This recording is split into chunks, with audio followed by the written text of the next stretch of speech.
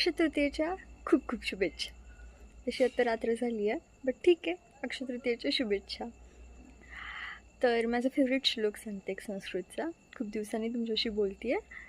अश्वम नैव गजम नैव व्याघ्रम नैव च अजापुत्रम बली दद्यादेवु दुर्बलघातकः. याचा अर्थ असा आहे, अश्वम नैव म्हणजे घोडा नाही, गजम नैव हत्ती नाही, व्याघ्रम नैवच नैवच वाघ तर नाहीच नाही, अजापुत्रम बली, अजापुत्र म्हणजे बकरीचं छोटं पिल्लू, अजापुत्रो बली म्हणजे बकरीच्या छोट्या पिल्लाचा दद्यादेवो दुर्बल घातकः.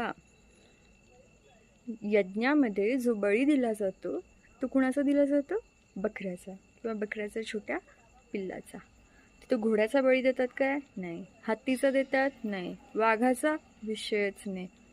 म्हणजेच दुर्बलांची रक्षा करण्यासाठी इथे देवही नाही. त्यामुळे अजापुत्र एखादी बकरीचं पिल्लू बनून जगायचं आहे की वाघोबा बनून जगायचं आहे हे आपल्या हातात आहे. जोपर्यंत तुम्ही दुर्बल आहे, जग तुमचा फायदा घेणारच.